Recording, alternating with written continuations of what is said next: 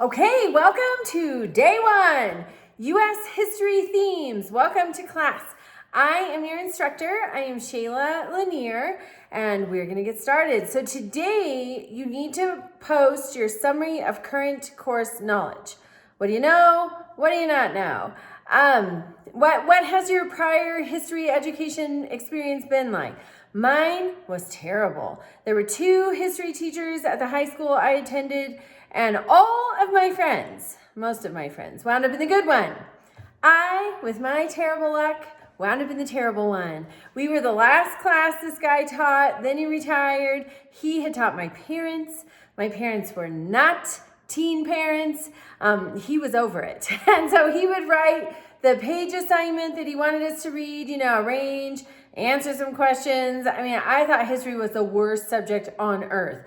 Then I got to college, and I had a professor who loved the subject and taught all of us to love the subject, because really history relates to today.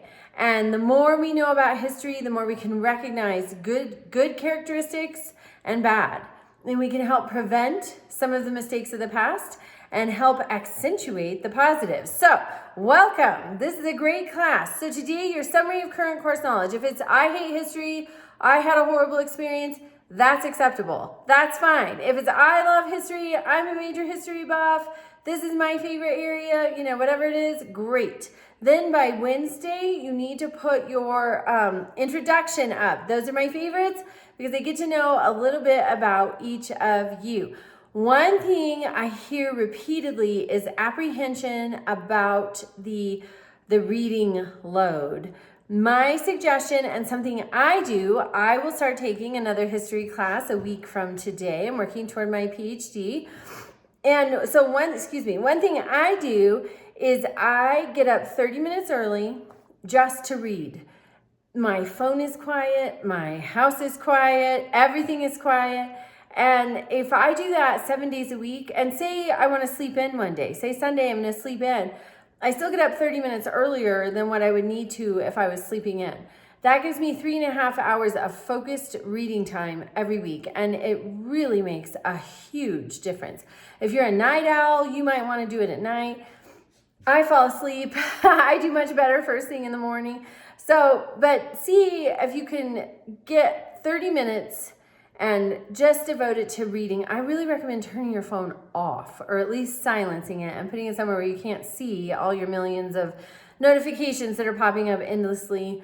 Also, when you're taking a history class, you really need to consume reputable news, but you don't need to consume social media. I would really recommend taking a break, or, your phone probably tracks your usage.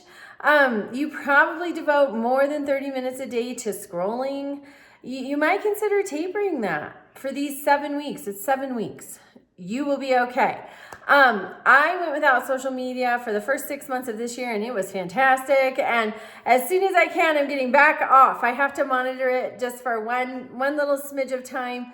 But then I'm off again. I really recommend it. Then you can focus. You're free of distraction.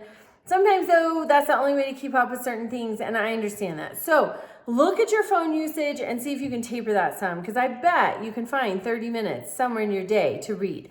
Okay, then you respond to discussion question 1 also on Wednesday. This is your heaviest workload except for topic 6.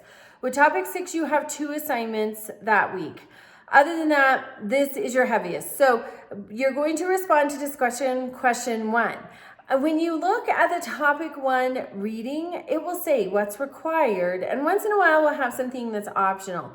Make sure to read as much as you can about the hunting and the agricultural tribes before you respond to the topic 1 the prompt.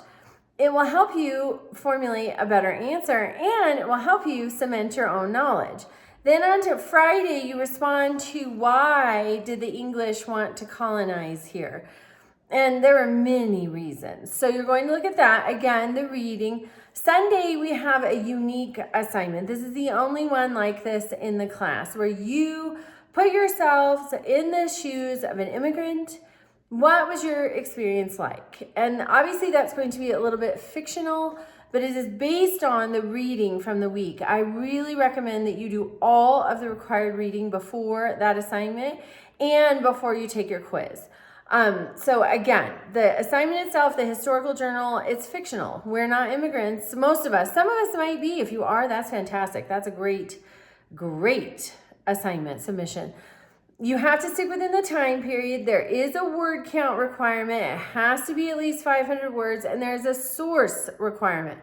Please make sure that you meet those requirements. Those are essential for getting full credit for the assignment. If you have questions, reach out to me. If you want to use something from your own family history or your own personal experience, that is just a much richer assignment. So just reach out if you have questions. Welcome to class. Oh, the other thing, 6 participation posts. So those are replies to your peers. Replies to introductions count, replies to summary of current course knowledge count, and obviously replies in the discussion boards. You'll have to do 6 of those every topic, every week to get full participation. That's 20 points a week. So over a 7-week class, it's 140 points. You really need all of those if you're going to get an A. So give yourself that and just reply. Those are just substantive replies. There's not a minimum word count. Ideally, at least 2, preferably 3 sentences in those replies to your peers, and be constructive, not just yay. I mean, yay is awesome. We need supportive replies for sure, but is there another angle? Is there something they didn't think of? Is there something else you know? Let's have a constructive, fruitful discussion. All right, welcome to class, and I will see you in the discussion boards.